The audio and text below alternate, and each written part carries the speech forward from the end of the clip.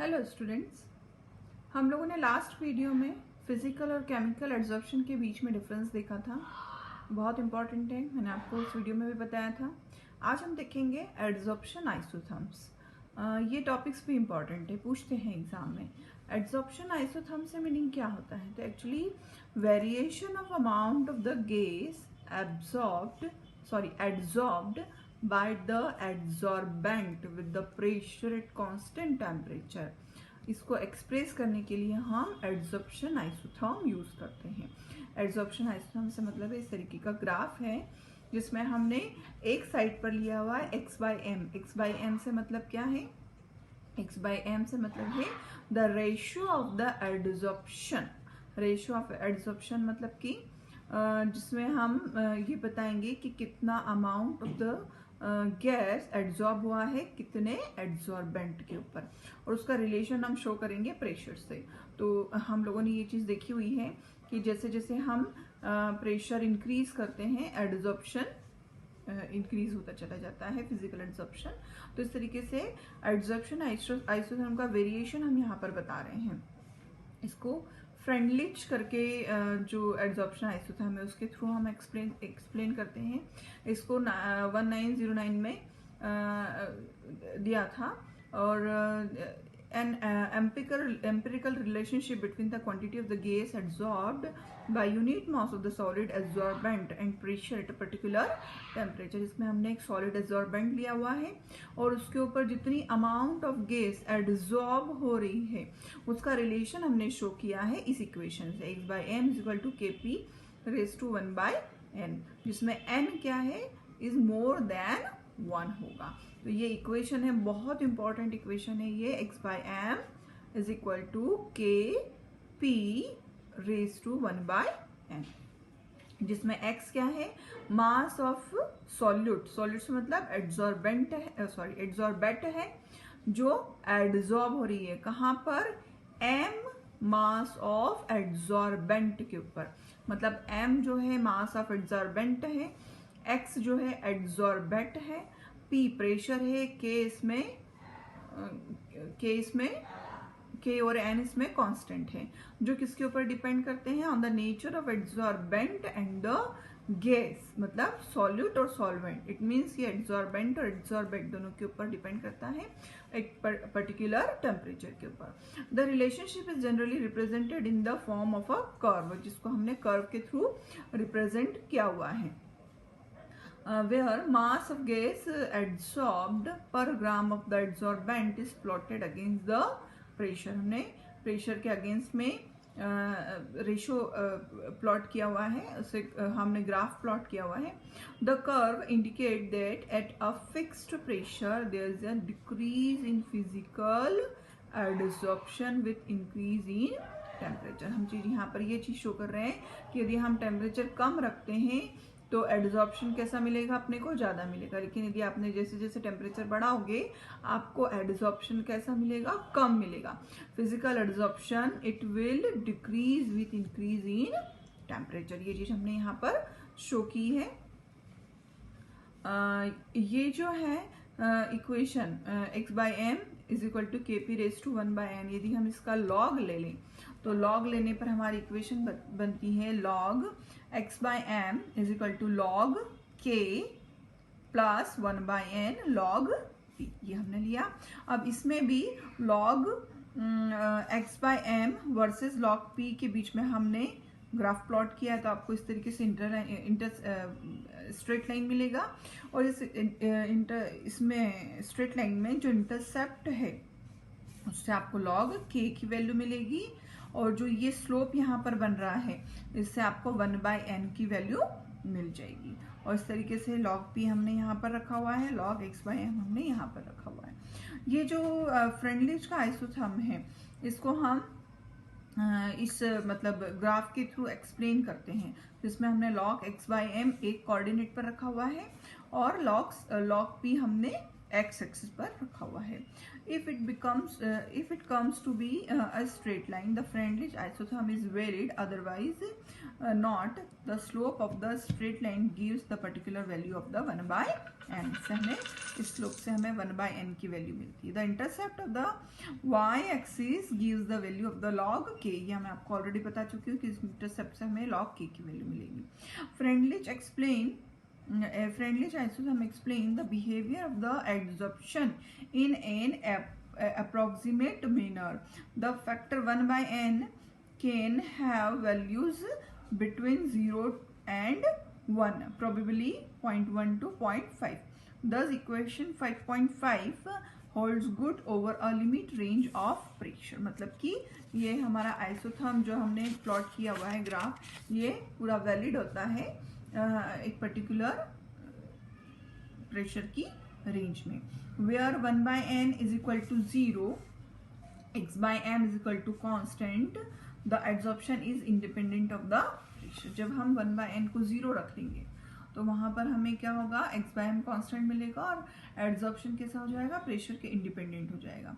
यदि हम 1/n की वैल्यू 1 रखते हैं तो x/m इज इक्वल टू कितना हो जाएगा, kp के बराबर हो जाएगा, that is x/m directly proportional to p हो जाएगा। The adsorption vary directly with the pressure, मतलब x/m मतलब एड्सॉर्प्शन, तो कितना एड्सॉर्प्शन होगा, जितना ज्यादा आप प्रेशर रखोगे उतना ही ज्यादा एड्सॉर्प्शन होगा। तो इस तरीके से यहाँ पर यदि हम 1/n की वैल्यू 1 रखते हैं तो हमें ये चीज प्रोपोर्शनलिटी में मिलेगी, और यदि हम इसकी वैल्यू 0 रखते हैं तो x/m कैसा मिलेगा, हमें कांस्टेंट मिलेगा, जब तक इसका मतलब कि प्रेशर के इंडिपेंडेंट हो जाएगा वो। इस तरीके से both the conditions are supported by the experimental results. The experimental isotherm always seem to approach a saturation at high pressure. This cannot be explained by the Freundlich isotherm, thus it fails at higher pressure. ये इसका एक limitation है बहुत बड़ा कि Freundlich का isotherm सिर्फ lower pressure range पर ही काम करता है, ये हायर प्रेशर पर ही अपना जो वैल्यू प्रॉपर नहीं दे पाता, इस ग्राफ के थ्रू हमें प्रॉपर वैल्यू नहीं मिलती है। तो इस तरीके से ये फ्रेंडलिच का आइसोथर्म है। इसमें जो मेन इंपॉर्टेंट जो आपको टर्मिनोलॉजीज याद करना है, सबसे पहला फ्रेंडलिच आइसोथर्म के आपको दोनों इक्वेशंस याद करनी है, एक x/m is equal to kp raise to 1/n वाली, फिर उसकी जो लॉग वैल्यू हमने ली है, log x/m is equal to जो हमने किया हुआ है लॉग k प्लस 1/n करके जो वैल्यू है वो आपको प्रिपेयर करनी है। दो इक्वेशन हो गई, दो ग्राफ हो गए हैं, और ये रिलेशन आपको एक्सप्लेन करना है, ये याद रखना है आपको कि 1/n की वैल्यू यदि हम 0 रखेंगे तो x/m हमें कांस्टेंट मिलेगा, 1/n की वैल्यू यदि हमने 1 रखी तो हमें x/m डायरेक्टली प्रोपोर्शनल p के मिलेगा। और आपको इसका एक लिमिटेशन है वो याद रखना है कि फ्रेंडलिच का आइसोथर्म लोअर प्रेशर रेंज पर ही वर्क करता है, हायर प्रेशर पर ये अपनी वैलिडिटी खो देता है, ये नहीं वर्क करता उसके ऊपर। तो इस तरीके से ये फ्रेंडलिच का आइसोथर्म हो गया। इसके अलावा adsorption from the solution phase भी हमें है, मतलब जो ये अभी हमने बात करी थी इसमें हमने प्रेशर लिया, क्यों, क्योंकि हम गैस की बात कर रहे थे, मतलब एड्सॉर्बेट हमने क्या लिया था, गैस लिया था। और यदि हम एड्सॉर्बेट सॉल्यूशन लेते हैं तब क्या होगा, तो एक्चुअली जब आप सॉल्यूशन लेते हो तो ये जो हमारी इक्वेशन थी उसमें हम चेंज करेंगे, x/m is equal to kc raise to 1/n हो जाएगा। c क्यों, क्योंकि यहाँ पर अब हम कॉन्सेंट्रेशन की टर्म यूज करेंगे, प्रेशर को हमने यहाँ से रिप्लेस किया है c की टर्म से। इक्वेशन सेम है, सिर्फ आपको c पुटअप करना है p की वैल्यू की जगह, फिर आप इसका लॉग लेंगे तो log x/m is equal to log k plus 1/n log c हो जाएगा ये। फिर वही बात होगी कि हम यदि इसका ग्राफ प्लॉट करते हैं तो आपको इस तरीके से फ्रेंडलिच का आइसोथर्म मिलेगा। This can be tested experimentally by taking the solutions of different concentration of acetic acid, equal volumes of solutions are added to equal amount of charcoal in different flask. हमने charcoal में adsorption करवाया है solution का और उससे हमने इसको test किया। The final concentration is determined in each flask after adsorption. The difference in the initial and final concentration give the value of x. X की वैल्यू हमें उनके कॉन्सेंट्रेशन के डिफरेंस से मिल जाएगी। Using the above equation validity of isotherm can be established. मतलब आप इसका यदि ग्राफ प्लॉट करते हैं तो आपको उसकी वैलिडिटी मिल जाती है, आइसोथर्म जो फ्रेंडलिच का है वो प्रूव हो जाता है। इस तरीके से ये एड्सॉर्प्शन आपका यहाँ पर जो मतलब एक टॉपिक था, ये एड्सॉर्प्शन से हमारा जो टॉपिक चल रहा था वो यहाँ पर आपका कंप्लीट हुआ है। अभी भी थ्योरी हम प्रिंसिपल वही यूज़ करेंगे। यहाँ पर कुछ इसकी एप्लीकेशंस हैं, बहुत इंपॉर्टेंट है एप्लीकेशंस ऑफ एड्सॉर्प्शन, ये आप देख लेंगे। इस पर से क्वेश्चन बनते हैं, रीजनिंग क्वेश्चन भी बनते हैं। ये देखिए यहाँ पर बहुत सारी इसकी एप्लीकेशन है। गैस मास्क में इसका यूज़ होता है, वहाँ पर भी एड्सॉर्प्शन का ही प्रिंसिपल वर्क करता है। ऐसे कंट्रोल ऑफ ह्यूमिडिटी के लिए भी हम इसका यूज़ करते हैं। हेट्रोजीनस कैटालिसिस के लिए भी हम यूज़ करते हैं। उसके अलावा इनर्ट गैस के सेपरेशन के लिए भी ये वाला प्रोसेस यूज़ होता है। कुछ डिजीजेज हैं ऐसी जिसमें हम मतलब एड्सॉर्प्शन करवाते हैं, क्योंकि आपने देखा होगा कभी भी कि हम टैबलेट जो भी रहती है या भी जो भी मेडिसिन है उसको जैसे आप लोगों ने देखा होगा कि जो होम्योपैथी दवाइयाँ होती हैं, होम्योपैथी दवाइयों को कभी भी टच नहीं किया जाता। ऐसा बोला जाता है कि उसको आपको ये ढक्कन में या पेपर में लेकर के ही मुंह में डालनी रहती है, उसको टच नहीं करते। टच करते तो उसका असर खत्म हो जाता है। तो एक्चुअली वहाँ पर एड्सॉर्प्शन की प्रोसेस होती है, और एड्सॉर्प्शन की प्रोसेस हुई है उस वजह से जैसे आप उसको टच करोगे तो क्या होगा, ड्रग वहाँ से निकल जाएगा, फिर तो वो सिर्फ शक्कर की गोली रह जाती है। उस वजह से हम उसको कभी भी टच नहीं करते हैं, क्योंकि वहाँ पर एड्सॉर्प्शन की प्रोसेस हुई है। तो इस तरीके से जो ड्रग्स हैं उनमें भी ये वाली प्रोसेस यूज़ होती है, ये प्रिंसिपल यूज़ होता है। फ्रोथ फ्लोटेशन प्रोसेस होती है मेटलर्जी में, उसमें भी यही प्रिंसिपल यूज़ होता है। इसके अलावा एड्सॉर्प्शन इंडिकेटर्स भी होते हैं जो मतलब किसी पर्टिकुलर रिएक्शन में हमें कैरेक्टरिस्टिक कलर देते हैं, और इस तरीके से बहुत सारे इसके यूजेस हैं। अप्रोक्सीमेट 10 यूजेस हैं एड्सॉर्प्शन के, तो ये आपको प्रिपेयर करना है, सारे ही इंपॉर्टेंट हैं ये। इसके बाद में अब नया टॉपिक हम लोग शुरू करेंगे, कैटालिसिस।